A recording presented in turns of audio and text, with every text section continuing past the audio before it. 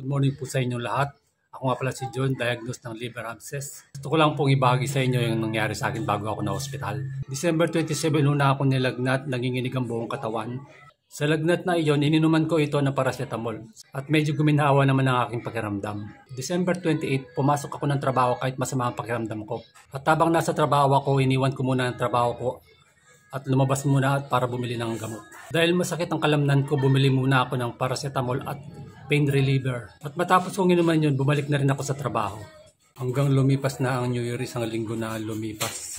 Ginagamot ko lang ang sarili ko ng paracetamol at pain reliever. At noong January 3, nagaya ang asawa ko na pumunta ng palengke. At habang nasa daan pa lang kami ay bigla akong gininaw. Kinapos ako ng hininga sa daan. Sabi ng asawa ko, balik na lang daw kami sa bahay. Pinilit ko makauwi ng bahay kahit hirap na ako sa nararamdaman ko. Bago yun, tinanong ako ng asawa ko kung kaya ko. Ang sabi ko, kaya ko naman. Wala din naman akong lagnat nun, masama lang ang pakiramdam. At pag-uwi ng bahay, December 3, nagpadala na ako sa hospital. At pagdating ko sa hospital, wala daw akong BP, bagsak ang BP ko. Binigyan ako ng gamot sa suwero ko at bumalik din naman ang BP ko. Una, hindi pa nila alam ang sakit ko, akala nila dengue. Nang magawa na ang mga test, ultrasound at CT scan, doon na nila nalaman na may liver abscess ako. Doon na sinabi ng doktor ko na lumaki ang nana sa atay ko.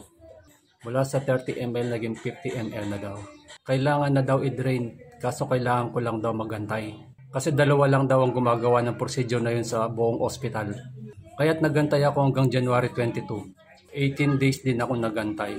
At nang mag-drain na ang nana sa atay ko, biglang parang magic na hindi na rin ako nilagnat magpasa hanggang ngayon. Lumabas na rin ako ng hospital noong February 8, 2025. Ngayon nagpapagaling na lang ako sa bahay. Niresetahan ako ng antibiotic na pang isang linggo. Nakalimutan kong sabihin, nagkaroon din ng tubig ang baga ko. Tinusok ako ng karayom sa likod at doon nilabas ang tubig sa baga ko.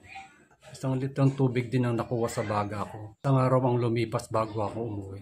December 7, tinanggal na rin yung hose sa aking tagiliran, kasabay ng pagtanggal ng tubig sa baga ko. Kinabukasan ng December 8, lumabas na ako ng ospital. Hanggang doon lang po ang istoryang pinagdahanan ko. Maraming salamat po sa inyo. Maraming salamat po sa mga tumulong. Hindi ko na rin po iisa-isahin ang inyong mga pangalan. At kung hindi dahil sa inyo, hindi ako nagkaroon ng ekstrang lakas upang lumaban sa buhay. Maraming salamat po sa inyong lahat.